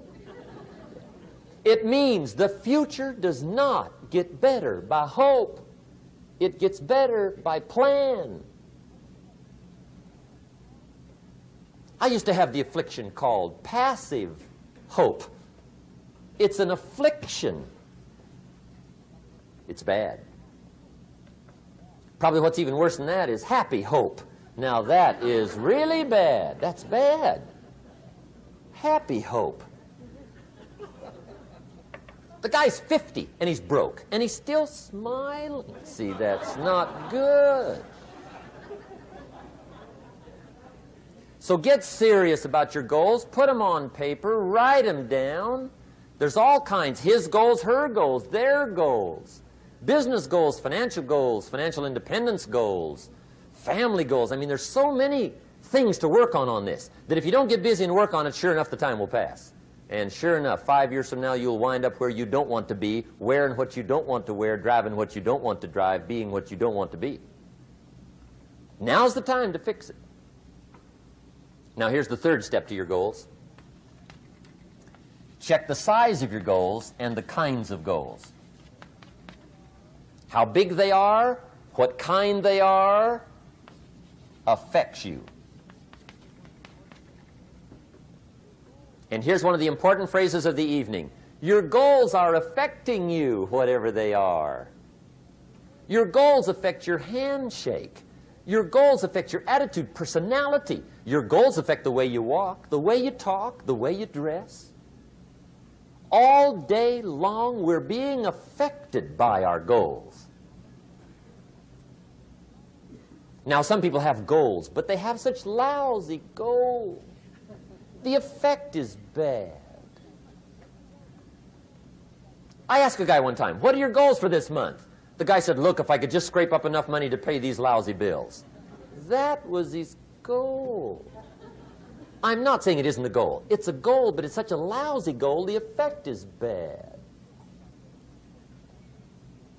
You don't jump out of bed on Monday morning and say, oh boy, another chance to go out and scrape up the money to pay my lousy bills. See, you don't do that.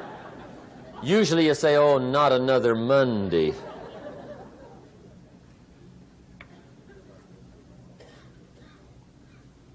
And some people have so given up on life, they have joined the thank God it's Friday club. How sad. Surely those are the same people, when life is over for them, will say, thank God it's over. Let me give you a Bible philosophy that teaches how to get whatever you want. That's the title of the next set of notes. How to get whatever you want. From the Bible. Now again, I'm an amateur when it comes to the Bible. I'm not a pro. But this I can quote, and I think that'll be sufficient. How to get whatever you want. Here's what it says if you're ready. It says, ask.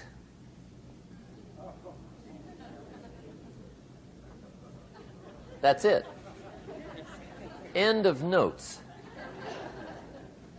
Ask. If there's one art in life to learn extremely well, that's got to be one of them. The art of asking. What does ask mean? Ask means, what do you want? And the formula is staggering. It says ask and what? A guy ought to look into that.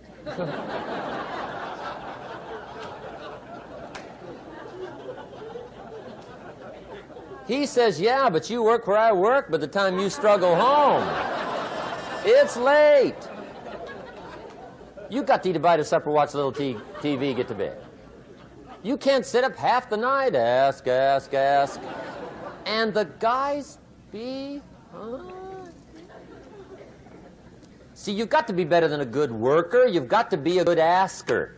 Now, let me give you 3 key points on asking and receiving. This can do it. Number 1, asking is the beginning of receiving. Asking starts a unique process, mental and emotional. I don't even know how it works. All I know is it works. It's like pushing a button and all this machinery starts working. I don't know how. It just works. There's a lot of things you don't need to know how. Just work them. Some people are always studying the roots. Others are picking the fruit. I mean, it depends on what end of it you want in on. Asking is the beginning of receiving, so start the process. Here's number 2. Receiving is not the problem. Receiving is automatic. Now, if that's true, receiving is not the problem, what's the problem? Failure to ask might be one of your major problems. I don't know. Check it out. The guy says, oh, now I see it. I got up last year and hit it every day, but there's not a scrap of paper with my goals on it.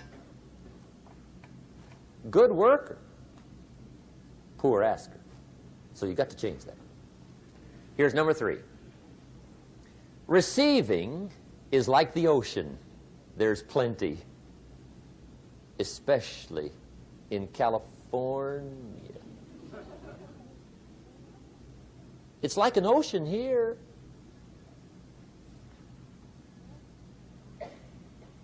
Success is not in short supply. It isn't rationed, and you stepped up to the window and it was all gone. No, no, no. It's like an ocean here. Now, if that's true, what's the problem? Well, some people go to the ocean with a teaspoon.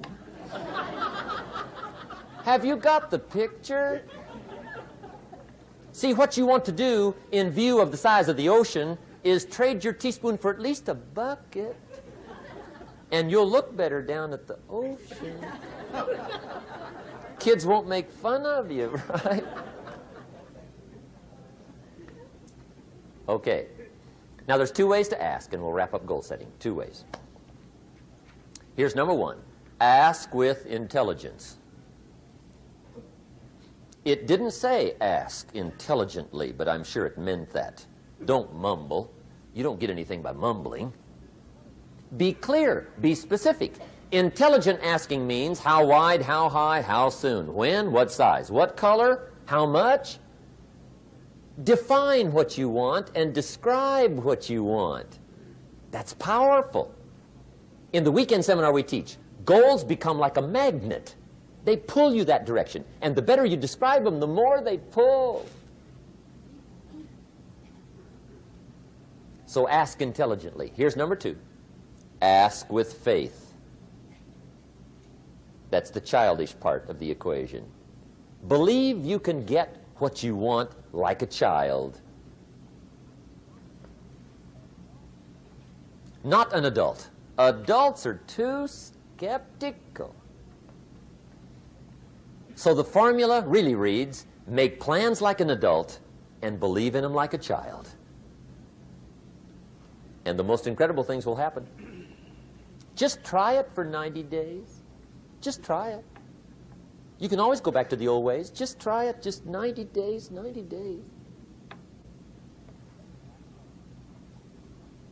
Now, here's the last qualifying phrase on goal setting, as we promised to qualify everything. And it simply goes like this. Remember, you won't get everything you want.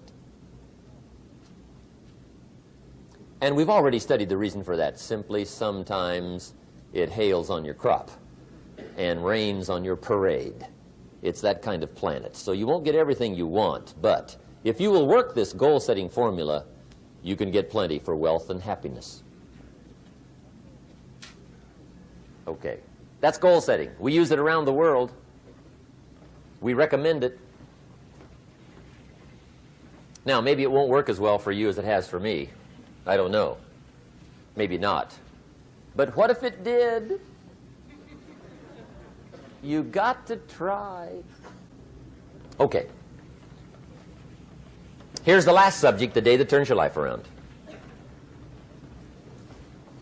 Let me just quickly give you a list of 4 emotions that can change your life in one day.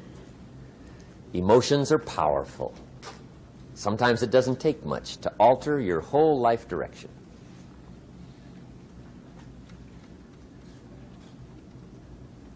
Okay, here they are. Number 1, disgust. Powerful emotion. Disgust says, I have had it. See, that could be the day. The day you can say, I've had it. And whether you've had it with something small or something major, the day you can say, I've had it, may not be the day it ends, but the day it begins. That's what I said when that little Girl Scout left my door when I'm 25. I give her the big lie, she leaves, I say, I don't want to live like this anymore.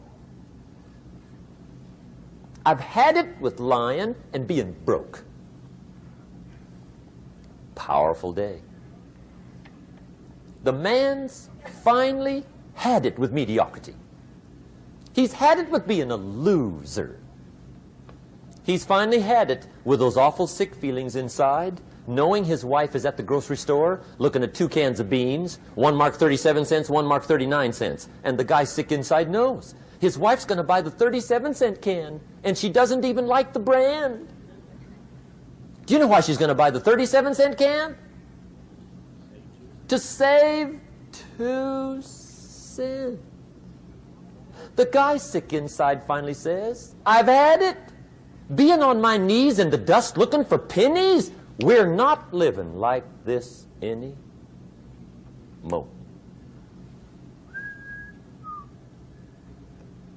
Could be the day that turns your life around. The day you can say, I've had it.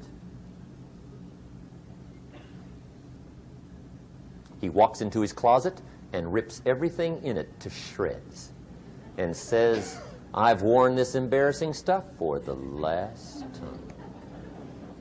And not only will I never wear it again, no one else will ever wear it again. Commit an act that says, I've had it. Powerful. Here's the next one. Decision. And decision-making is powerful. And it's emotional.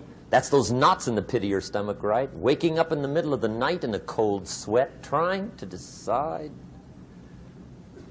We sometimes call it inner civil war. What shall I do?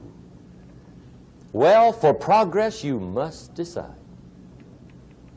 The best advice I can give you came from a wealthy friend of mine who said, if it's easy, do it easy. If it's hard, do it hard. Just get it done. If you went home tonight and in the next few days cleaned up a whole list of decisions, that might furnish enough inspiration for the next 10 years.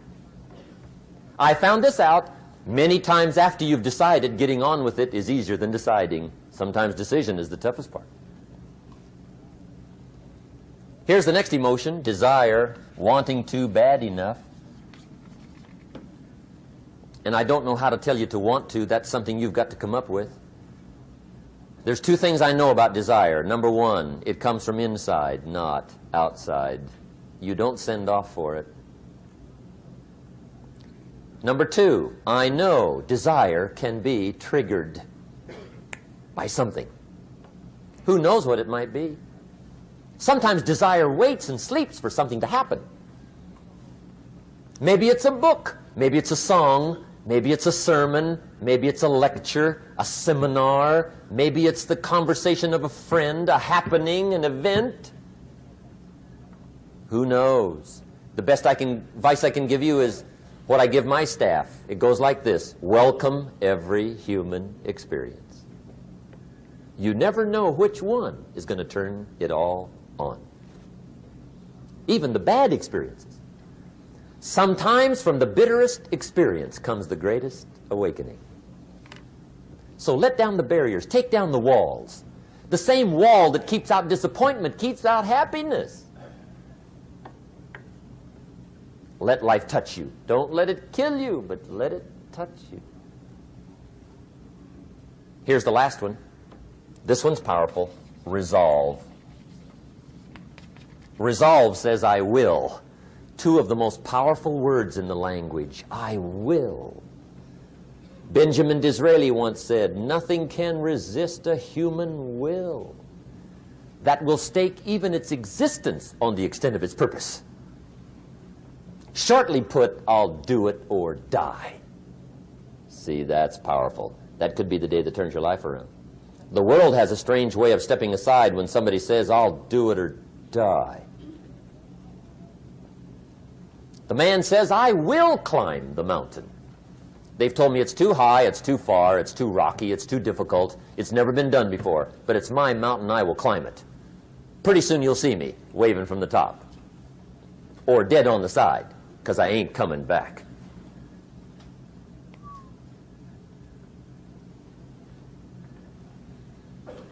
The best definition I ever got from the word resolve came from a little junior high girl in Foster City, California, up north.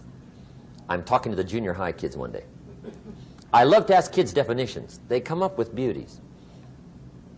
I got to the word resolve and I asked, who can tell me what resolve means? And I got several hands, and they were all pretty good, but the last one was the best.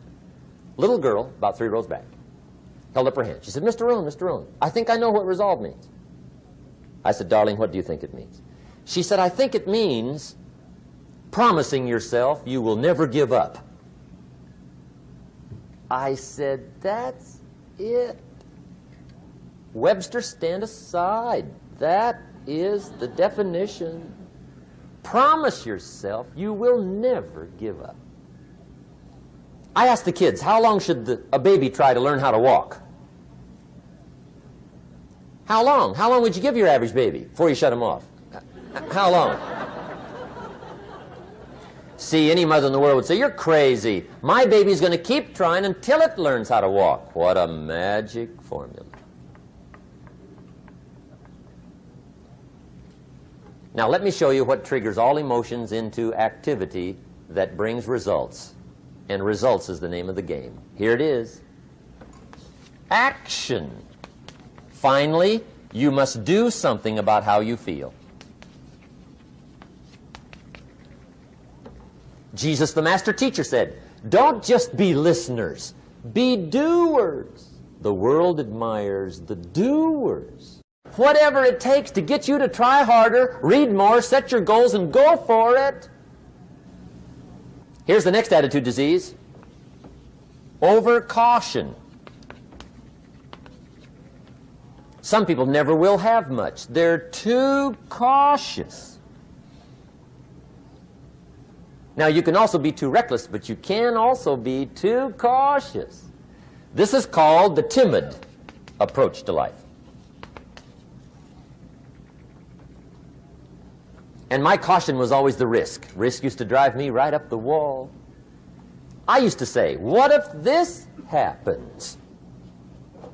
It's called the language of the poor.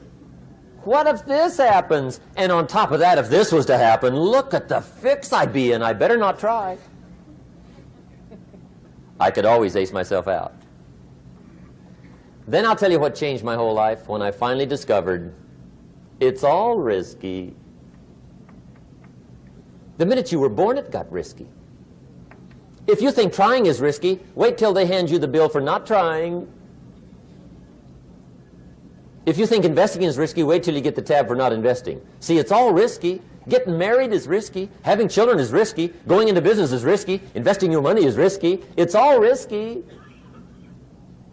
I'll tell you how risky life is. You're not going to get out alive. That's risky. The Englishman says, well, if that's the way it's going to work out, let's give it a go. Right, that's what it's for. Give it a go. Somebody says, yeah, but I'm looking for safety and security. Fine, then huddle in a corner. We'll cover you with a sheet, bring you 3 meals a day. And we'll protect you, feed you, look after you, care for you. We won't let anything happen to you. And you'll probably live to be 100. The guy said, well, yeah, I'd live to be 100.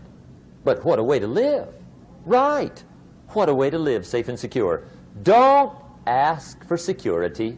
Ask for adventure. Better to live 30 years full of adventure than 100 years safe in the corner. And see, it's not important how long you live. What's important is how you live. Here's the next attitude disease. We're almost through with this motley list. In fact, we're almost through. Hang on. The next one is pessimism. Pessimism, the deadly disease of always looking on the bad side, the problem side, the difficult side, checking all the reasons why it can't be done. The poor pessimist leads an ugly life. He doesn't try to figure out what's right. He tries to figure out what's wrong. He doesn't look for virtue. He looks for faults. And when he finds them, he's delighted. How ugly. This is the poor guy who looks through the window, doesn't see the sunset. He sees the specks on the window.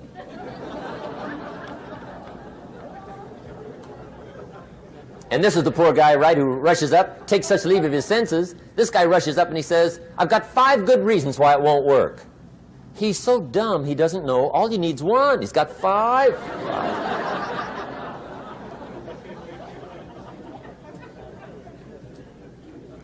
To the pessimist, the glass is always half empty. To the optimist, the glass is half full. Why would the same measure affect people 2 different ways? Answer, it all depends on how you look at it. Our lives are mostly affected by the way we think things are, not the way they are. The way we think they are affects us most. There's a subject we don't have time to get into tonight called better thinking habits. One of the major things Shove taught me when I met him, he said, poor thinking habits keeps most people poor. Not poor working habits. Most people work hard, but they don't think hard. And Shove taught me that the mind is like a factory, a mental factory. And whatever you think about all day long pours ingredients into this mental factory. And that's what builds the economic, social, financial fabric of your life. He quoted me a Bible phrase that says, as you think, so you become. How awesome. When he talked about poor thinking habits, he had me. I used to start the day reading the morning newspaper. I mean, you can believe that or not. I'd get a cup of coffee and read the paper. I'd load up on wars and riots and murders and stabbings and killings and bank robberies and muggings and car wrecks and tragedies. I'd even read the back pages. I seem to like that stuff for some weird reason. I'd load up on all that, and then I'd start the day. You can imagine the kind of days I used to have. You walk around on your financial knees. They call you economic peewee.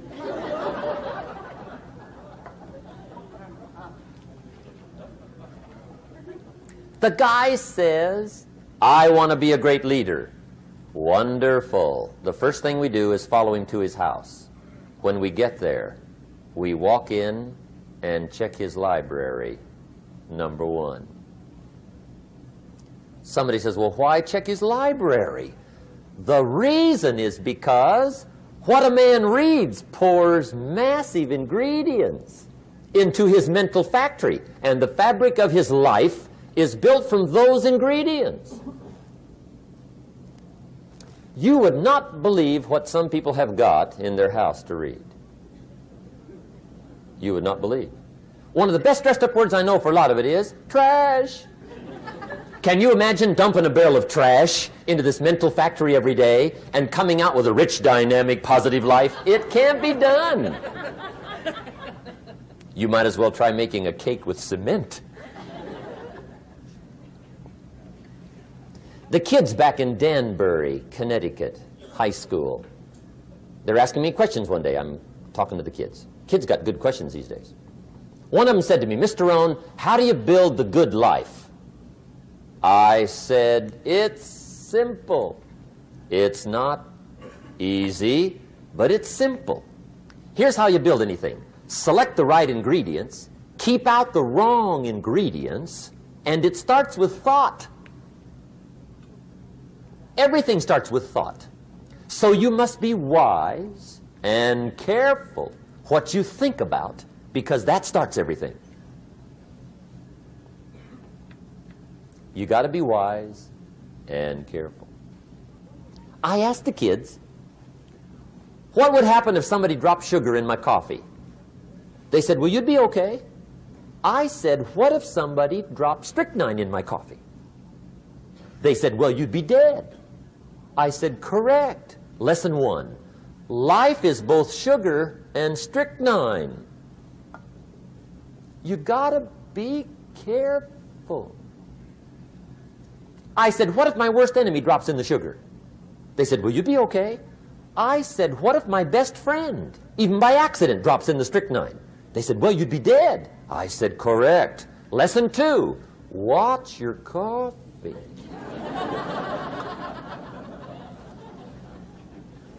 You got to be careful. See, it doesn't matter who hands you the bad stuff. It doesn't matter where you get the bad stuff. It'll still do its damage on your bank account, wherever you get it.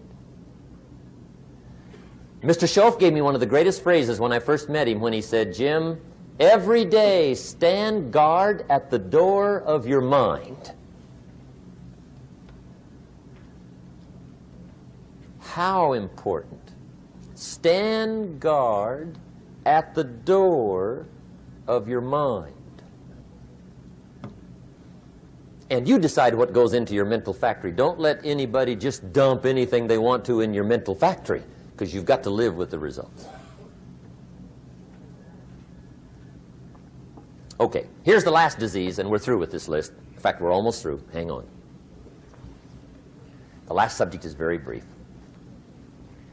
The last disease, but this one is deadly. Engage in this one, indulge in it even slightly, and you might as well forget the future, because it's going to forget you. Complaining, crying, whining, griping, a Bible word called murmuring. See, that'll ace your future. Spend 5 minutes complaining, and you have wasted 5. And you may have begun what's known as economic cancer of the bone. Surely they will soon haul you off into a financial desert and there let you choke on the dust of your own regret. I hope I said that well, so you won't forget. It's a deadly disease. If you don't think it's bad, ask the children of Israel of Old Testament fame. Typical of us all, their story just happened to get in the book. Story says, children of Israel were slaves. God performed a series of dazzling miracles and got them out. And now they're heading for the promised land. Remember the story? Heading for the promised land. Tragedy of the story, they never got there. Reason. From day one, they started to complain. They griped about the water. They griped about the weather.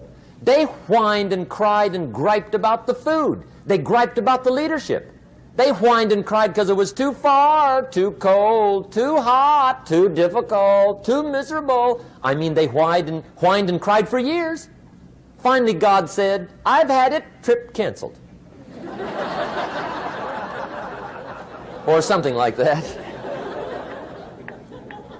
The story says they died in the desert, never got to the promised land. Which I think means 2 things. Indulge in this long enough, you get your future canceled. And I guess it also means even God himself can only take so much.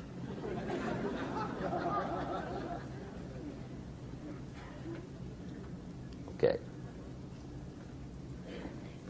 Just be on the lookout of the things that can destroy all the good you start. The war is on. And this evening, tomorrow, mentally, personally, socially, economically, you got to make sure you're winning the war. And this is part of it.